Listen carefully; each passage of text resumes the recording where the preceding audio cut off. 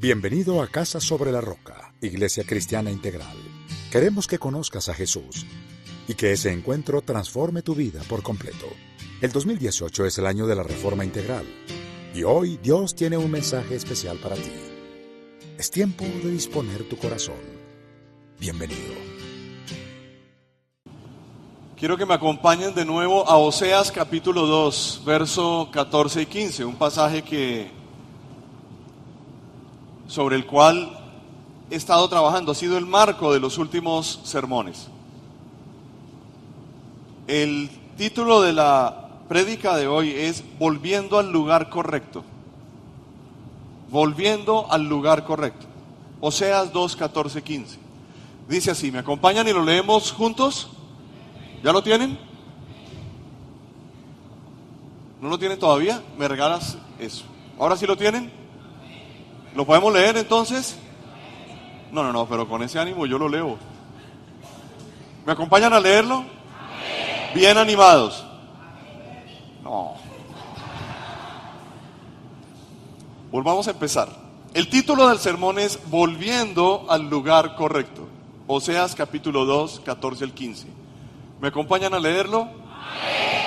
Dice así: Por eso ahora voy a seducirla. Me la llevaré al desierto y le hablaré con ternura. Allí le devolveré sus viñedos y convertiré el valle de la desgracia en el paso de la esperanza. Padre, te doy las gracias una vez más por esta palabra. Señor, somos tus hijos y tenemos sed de ti. Necesitamos conocer tu voluntad. Revélala hoy delante de nuestro camino, a nuestros entendimientos, corazones. Que nuestras creencias sean modificadas por ti, por tu palabra, Señor. Y que creamos la verdad. Que busquemos y amemos tu nombre, Señor. Y que hoy seamos edificados y fortalecidos y guiados por tu poder y por tu mano, Señor. Gracias por cada vida acá representada, cada hogar acá representado. Extiende tu mano sobre cada uno de nosotros, Señor. Y déjanos ver tu gloria una vez más. En Cristo Jesús, amén y amén. Nuestras decisiones nos llevan a lugares, a momentos y a circunstancias. Siempre. Cualquier decisión que tomemos nos van a conducir a un lugar, a un momento, a una circunstancia. A veces, nuestras decisiones nos llevan al desierto, como lo hemos venido viendo los últimos domingos. Y en la Biblia el desierto tiene básicamente dos usos. El primero de ellos es que es un lugar de tránsito. Es un lugar de tránsito de la esclavitud a la tierra prometida. Es un lugar inevitable. No podemos evitar ese cruce, ese paso por el desierto. Lo segundo es que es un lugar de prueba. Es lo segundo. Y frente a la prueba, nosotros nos enfrentamos a dos posibilidades. La primera es pasarlo. Es la primera posibilidad que tenemos. La segunda es instalarnos en el desierto. Instalarse en el desierto dependerá en gran medida de dos entendimientos. Instalarse o no, dependerá de dos entendimientos. El primero de ellos es ser sabio, entender que es un momento, que es una breve circunstancia y que hay que pasarla, que hay que amarrarse los cinturones y seguir adelante, cruzarlo. O el entendimiento necio, que es negarlo, negarse, repetirlo, estancarse, devolverse y morirse en el desierto. Es la otra posibilidad. Frente a esto, tenemos que ver entonces tres cosas, tres deseos. El primer deseo es el deseo de nuestros enemigos. El deseo de nuestros enemigos es que nosotros demos marcha atrás. que nosotros nos distraigamos, que nosotros nos estanquemos. Ese es el deseo. Bíblicamente, todo creyente, cuando recibe a Cristo como Señor y Salvador, automáticamente se gana 3 enemigos: Satanás, el mundo y la naturaleza pecaminosa. Son enemigos que se oponen a la obra de Dios, se oponen al nombre de Dios.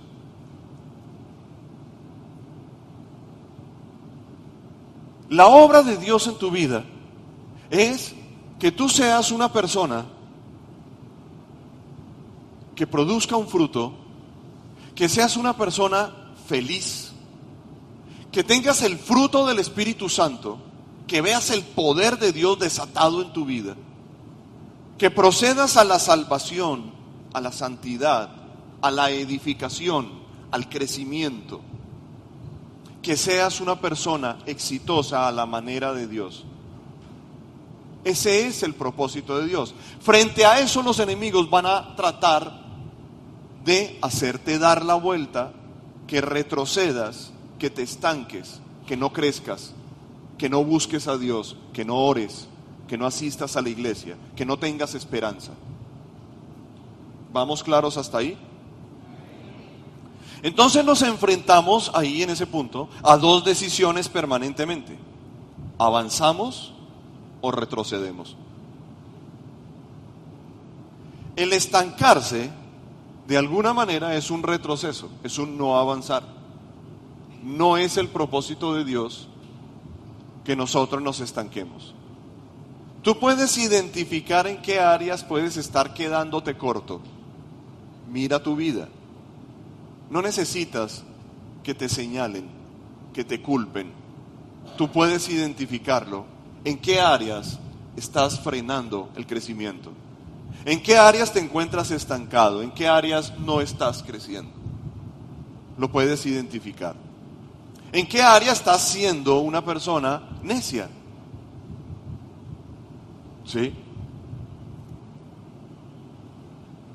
Y ahí tenemos que ver claramente cuál es el impacto del retroceso, según la Biblia.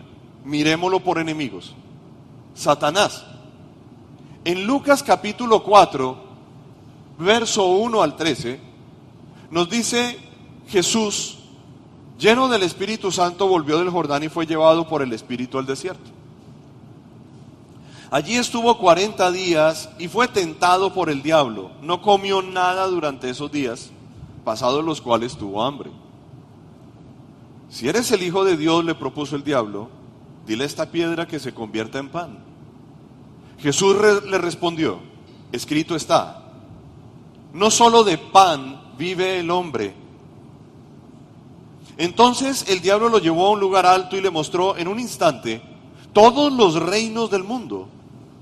Sobre estos reinos y todo su esplendor, le dijo, te daré la autoridad porque a mí me ha sido entregada y puedo dársela a quien yo quiera. Así que si me adoras, todo será tuyo. Jesús le contestó: escrito está, adora al Señor tu Dios y sírvele solamente a Él. El diablo lo llevó luego a Jerusalén e hizo que se pusiera de pie en la parte más alta del templo y le dijo: si eres el Hijo de Dios, tírate de aquí, pues escrito está, ordenará que sus ángeles te cuiden, te sostendrán en sus manos para que no tropieces con piedra alguna. El diablo usa la Biblia, la conoce mejor que nosotros. Pero Jesús a todo esto le respondía con la palabra, con el verbo.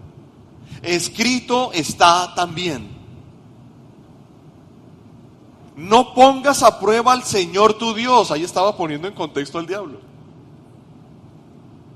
Le replicó Jesús. Así que el diablo, habiendo agotado todo recurso de tentación, lo dejó hasta otra oportunidad. No iba a ser la última vez que Jesús se iba a ver enfrentado a abandonar, a dejar todo tirado, a distraerse, a estancarse. No sabemos cuándo, Pero el patrón satánico es volver en momentos de debilidad.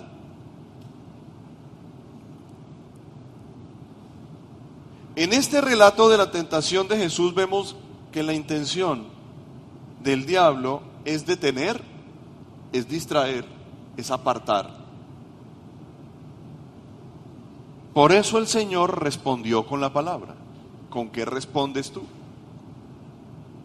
Tienes que tener tu vida llena de la palabra de Dios. Debes buscar en la palabra la sabiduría que necesitas. El Espíritu Santo se va a encargar. Ay, es que yo soy malísimo memorizando. No tienes que memorizar. No te preocupes por eso. Lee la palabra, que Dios se va a encargar del resto. Tú créela. Déjate inspirar por ella. Deja que ella guíe tu vida, transforme tu mente, te produzca fe. Y el Espíritu Santo se encarga del resto. El Espíritu Santo va a hacer la obra para que en el día de la prueba tú recuerdes lo que tienes que recordar, para que hables lo que tienes que hablar y te levantes como te tienes que levantar y sigas adelante como tienes que seguir. El segundo enemigo es el mundo. La Biblia nos dice que no podemos amar a Dios y al mundo al mismo tiempo. No podemos, pero vivimos en el mundo. Jesús es consciente de eso y nos dejó pasajes que nos lo informan, nos lo recuerdan. Nos dice, por ejemplo, que no amemos al mundo ni las cosas que hay en él. Porque si alguien ama al mundo, el deseo de los ojos, la vanagloria de la vida, los brillos que a veces nos atraen, se constituye en un enemigo de Dios. Es simple. Esto no significa que aborrezcamos, sino que tengamos las prioridades claras. Primero Dios, segundo Dios, tercero Dios. El resto de cosas son añadiduras en el camino. Nos esforzamos, si crecemos, si maduramos, si nos capacitamos, pues vamos a tener mejores oportunidades. Si no lo hacemos, pues no. Punto. Y si sembramos, vamos a cosechar. Entonces tengo que saber qué voy a sembrar, en dónde voy a sembrar. Y si yo no estoy conforme con lo que estoy viviendo, yo tengo que pensar en qué tengo que hacer para mejorar mi condición. Sin faltar a la verdad. Y Dios abre las puertas. El que da la semilla al que siembra, le dará pan para que coma. Dice también la palabra. Entonces, estar pendiente de amar al mundo, de dejarse llevar por los afanes del mundo, lo que tenemos que tener, que si no tenemos eso no somos nada, no somos nadie, estamos quedados. Continuamente uno ve en las noticias cosas como, si no tienes Facebook, no eres nadie. No, entonces abramos Facebook. Y si no tenemos esto, no tenemos aquello, si no hemos conocido tal cosa, entonces somos menos que otros que sí las tienen. Y empezamos en la carrera. Y perdemos de vista lo esencial de la vida, el disfrute de las pequeñas cosas. Y terminamos atorándonos con el almuerzo pensando en qué vamos a cenar, preocupados.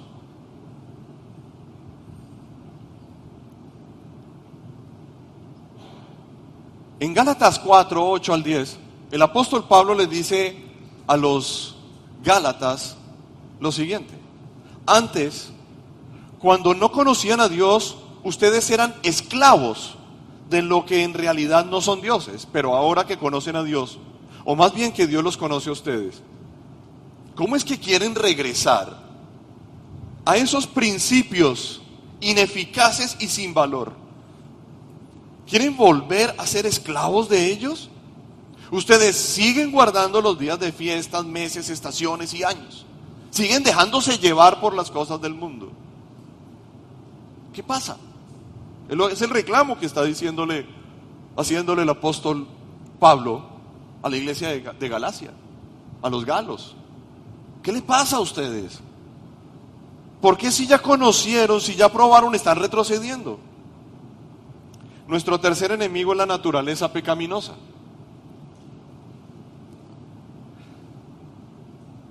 Satanás se reprende en el nombre de Jesús. El mundo se resuelve teniendo prioridades claras. Pero tal vez la naturaleza pecaminosa es el más cruel de los tres enemigos, porque vive con nosotros. Y no la podemos reprender porque esa no va a salir corriendo. ¿Sí? Entonces tenemos que tener claro las decisiones que tomamos. ¿Cómo somos transformados? ¿Y a qué le estamos dando permiso en nuestra vida?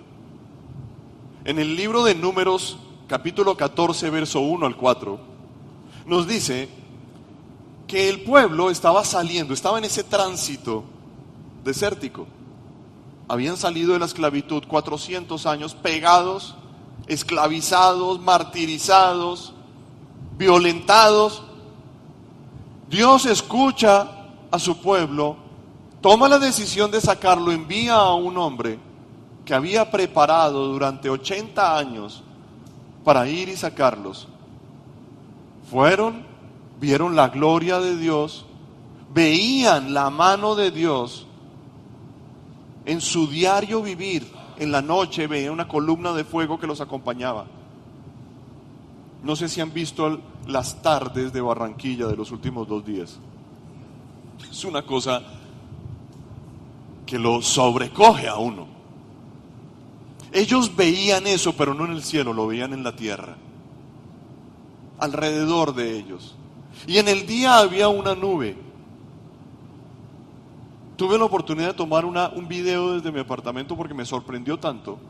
Y se veía sobre la ciudad una neblina y el cielo se veía rojo encendido, amarillo, naranja y morada en las nubes, una cosa impresionante. Y ellos lo veían ahí. ¿Por qué? Porque por medio de esto Dios les decía: yo estoy contigo, yo te estoy acompañando, yo te estoy llevando, yo soy tu protector, yo te saqué, yo te estoy llevando. Sin embargo, su naturaleza pecaminosa, su mentalidad de esclavos, los mantenía con un ancla en Egipto. No querían soltar esa ancla. Ellos no podían avanzar de ahí. No querían. No estaban dispuestos a soltar el candado del ancla que los mantenía atados. Ese eslabón que Dios estaba rompiendo. Aquella noche, toda la comunidad israelita se puso a gritar y a llorar. En sus murmuraciones contra Moisés y Aarón, la comunidad decía: ¿cómo quisiéramos haber muerto en Egipto? Más nos valdría morir en este desierto. ¿Para qué nos ha traído el Señor a esta tierra? ¿Para morir atravesados por la espada y que nuestras esposas y nuestros niños se conviertan en botín de guerra? ¿No sería mejor que volviéramos a Egipto? ¿No sería mejor ser de nuevo esclavos y vivir en la desgracia, en la ignominia, en lugar de estar aquí viendo el fuego de Dios, la nube de Dios, las perdices de Dios, el maná de Dios, la mano de Dios, el agua de Dios? ¿No será mejor que nos den látigo allá y seguir haciendo y cosiendo ladrillos?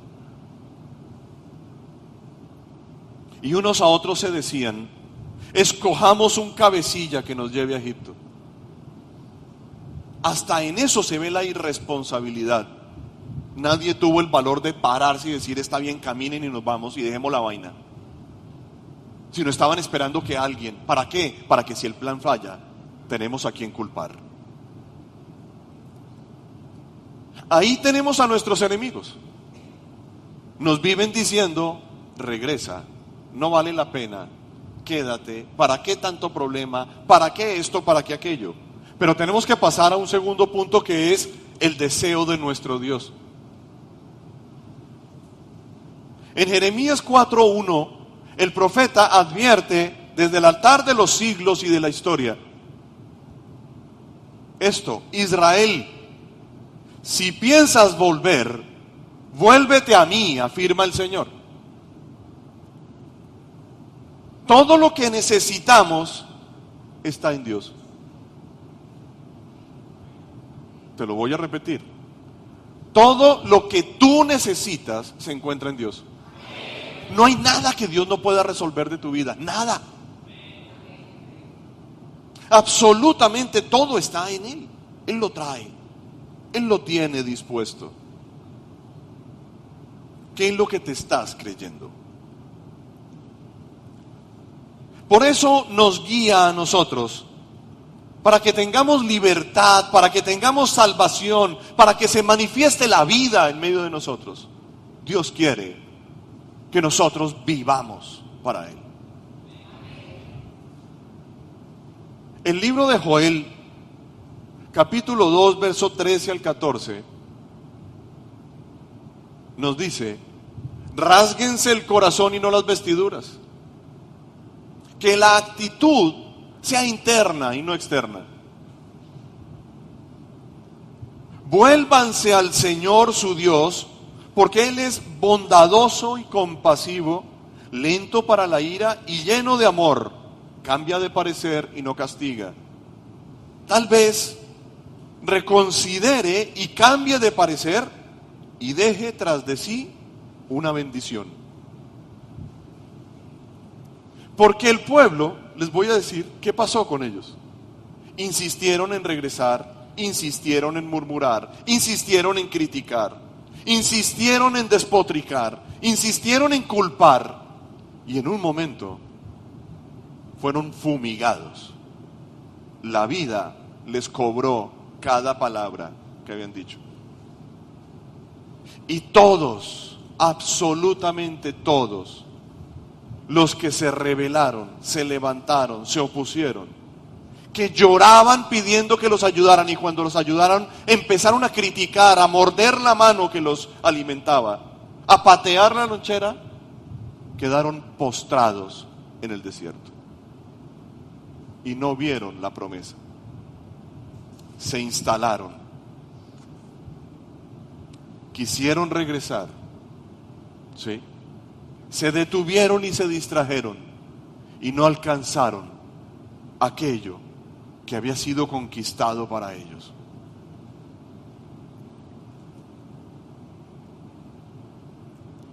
Pero la bendición sigue estando adelante, mis queridos.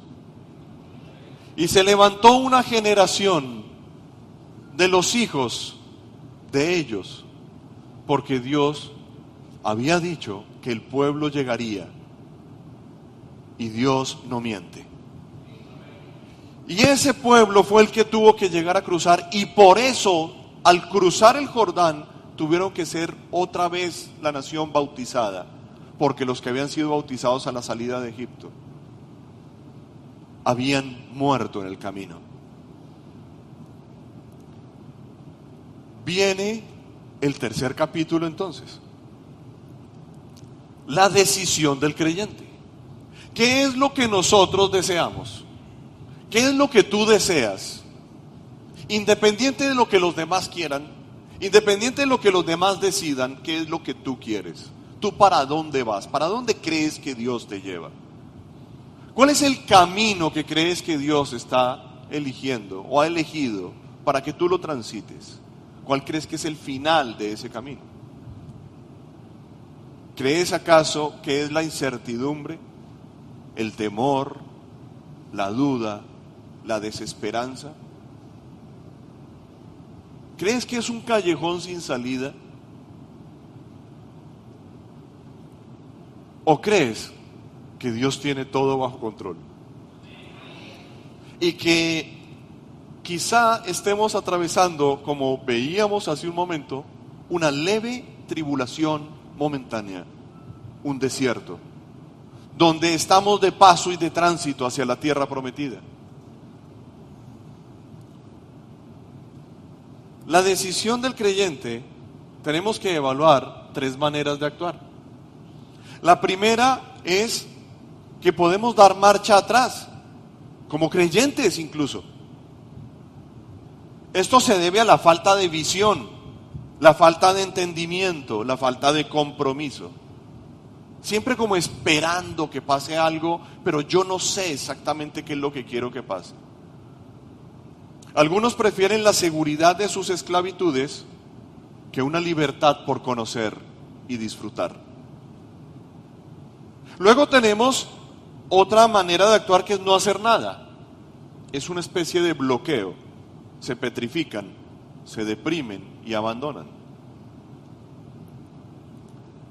Cuando no decides, las circunstancias deciden por ti. Siempre va a haber una decisión por tomar. Siempre alguien va a decidir. Es mejor que seas tú quien tome la iniciativa de la decisión. Que busques a Dios, que pidas sabiduría, que te prepares para tomar decisiones. La Escritura nos dice que Dios, al que le pide sabiduría, se la da abundantemente y sin reproches. Pero nos dice que nosotros no pedimos, y que cuando pedimos, pedimos mal, porque pedimos para satisfacer nuestros propios deseos. Porque a veces nos quedamos en el renglón más raso de nuestra vida, en lugar de ponernos de pie y mirar todos los renglones que tenemos por vivir. Y entonces aquí nos damos cuenta que la peor decisión es no tomar ninguna decisión. Y en tercer lugar tenemos el marchar. Aquí es donde avanzamos. Una vez, cuando estaban cruzando ya al otro lado, habían repartido la tierra, Josué tuvo que confrontar al pueblo una vez más. Les dijo, ustedes tienen que decidir si van a seguir sirviendo a los dioses al otro lado del Jordán, o van a dedicar su vida para servir al Señor. Les dijo, tienen que tomar una decisión. Por mi parte, mi familia y yo serviremos al Señor. Josué 24. Y ellos dijeron, nunca, lejos de nosotros, llegar a pensar una barbaridad de esas. Ustedes pasan la hoja y se meten en un pantano, porque ellos tomaron la decisión contraria, aparentemente a su propia voluntad. No sé si hablaron de dientes para afuera, pero se metieron en la crisis más profunda que podían vivir en una época en donde les habían entregado lo que habían anhelado siglos como nación. Y ahí lo tenían, lo estaban probando, y sin embargo dejaron al Señor. Retrocedieron, se estancaron y se murieron.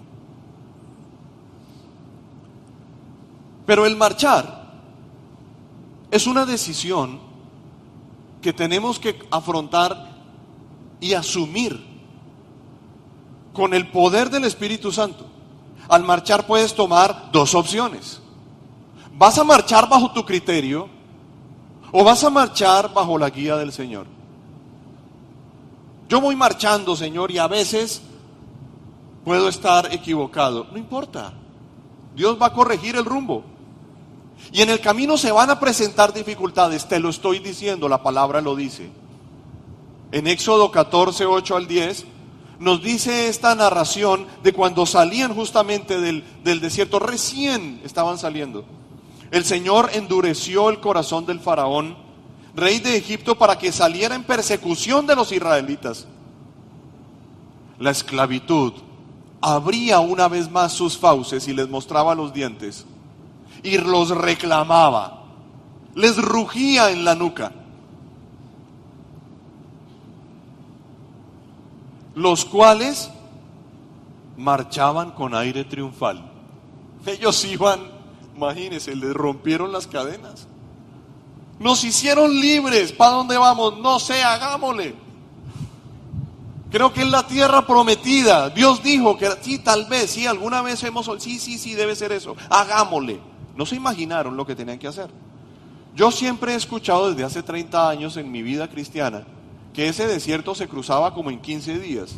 Ellos se demoraron 40 años y no lo cruzaron. Los que salieron.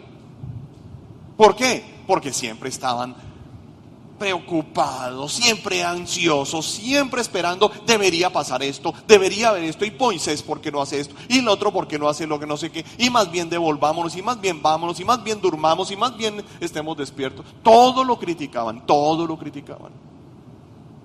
Hasta que se reventó la pita, ya no más, se reventó, no dio más, la liga no dio más.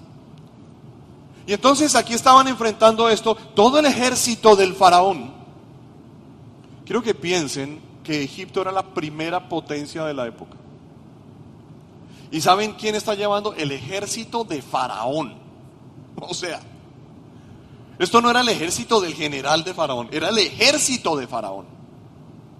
Esto era la última tecnología en rockets, en aviones, en ojivas nucleares, todo eso lo tenían. El tipo salió en eso. Y estos eran ex esclavos.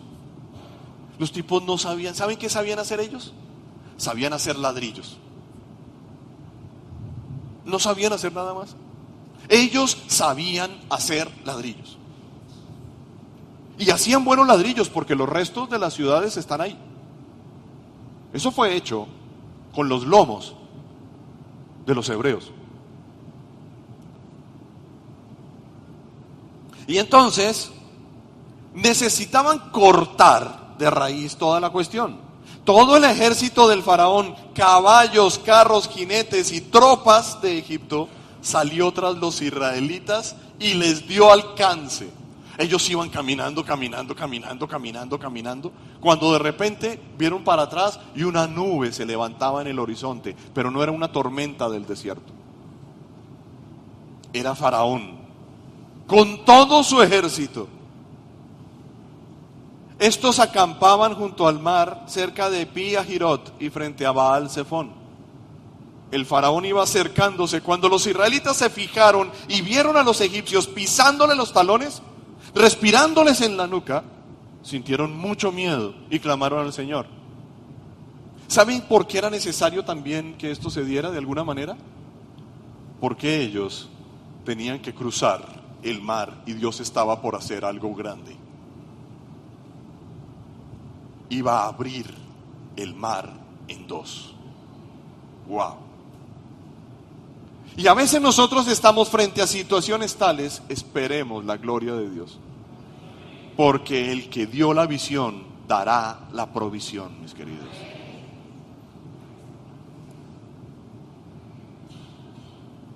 El propósito de Dios es que nosotros marchemos, que no nos detengamos en el camino, que no nos distraigamos, sino que vayamos por lo que Él ha establecido. Y cuando se presente la dificultad, que se van a presentar, clamemos y confiemos, porque el mar se abrió. Hay una historia maravillosa que recomiendo que la lean en casa.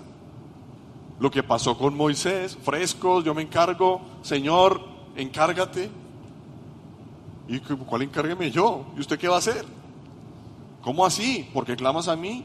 Dile al pueblo que marche. ¿Cómo así que marche? ¿Para dónde?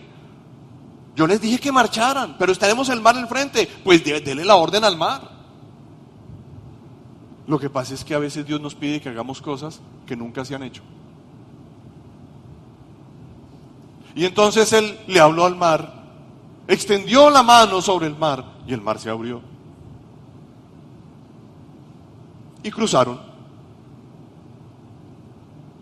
Y ya. Eso para Dios es fácil. Y nosotros tenemos que tener una conexión para que sepamos y entendamos las decisiones. En Hebreos 10, 35 al 39 nos dice, así que no pierdan la confianza. Dile que tienes al lado, dile, no pierdas la confianza.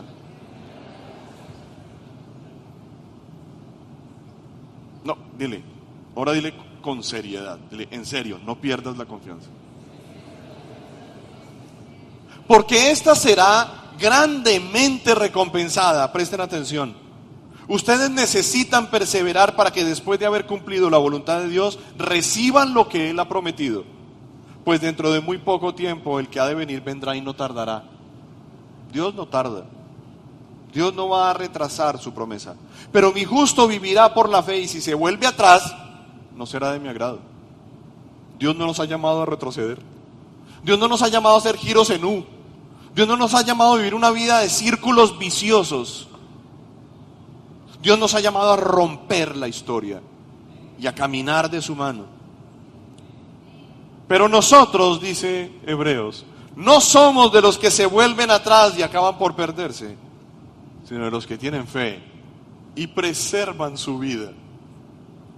Porque regresar es morir, mis queridos. Digan, regresar es morir.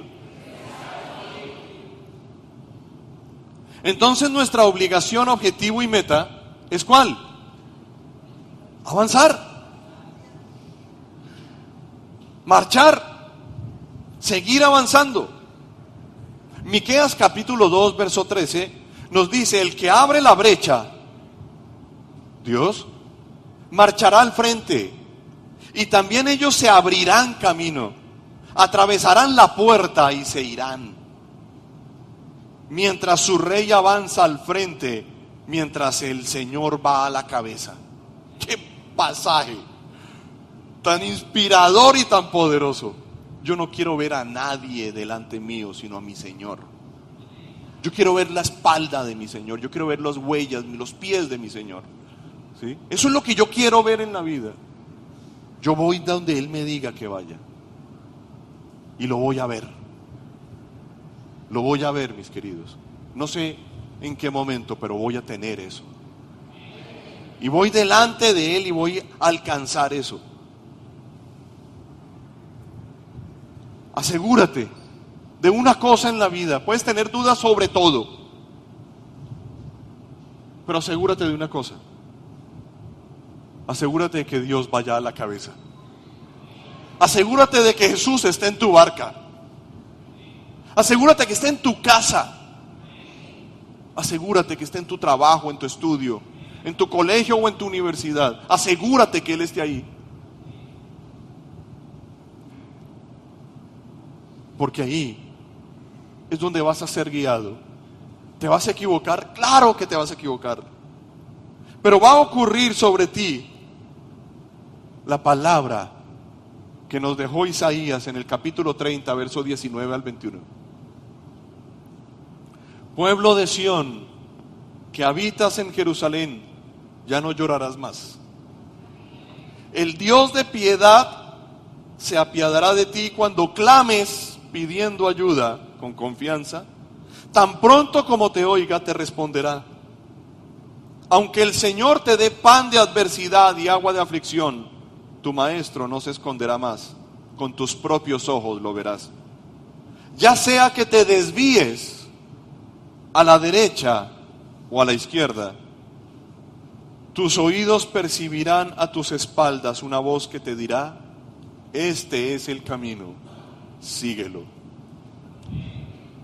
Iglesia que amo con todo mi corazón, no se vuelvan atrás,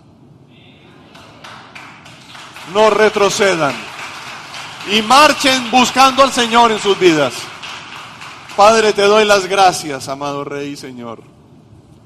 Sella tu palabra en nosotros.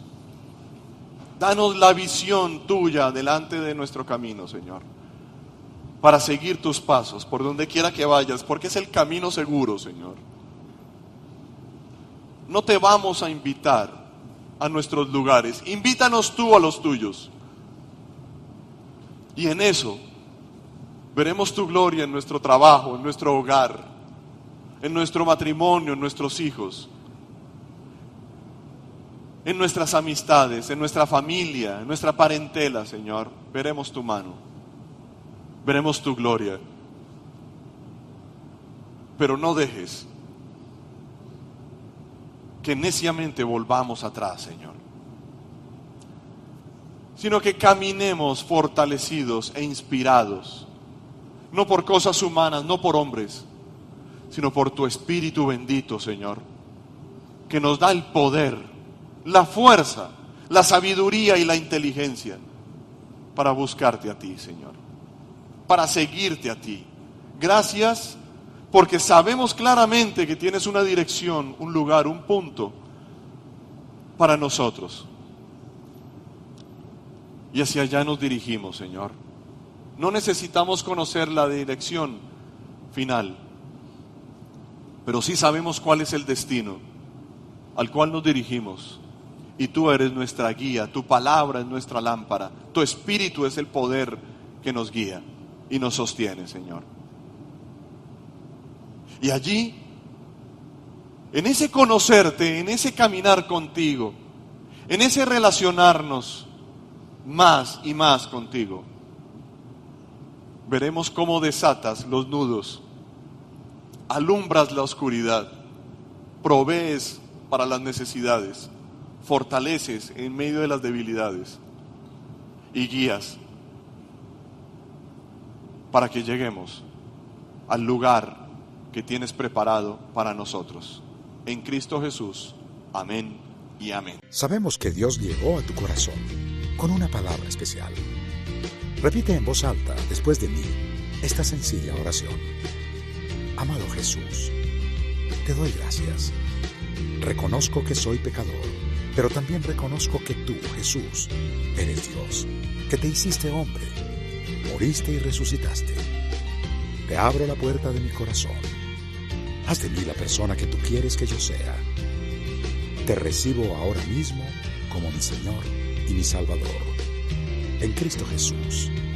Amén. Si acabas de hacer esta oración, la palabra de Dios dice que naciste de nuevo, que eres una nueva persona. Te invitamos a dar el siguiente paso en tu proceso. Somos una iglesia de amor y queremos acompañarte y ayudarte en esta nueva vida. Ingresa a www.casarroca.org. Conéctate, crece, sirve. Seguimos en contacto.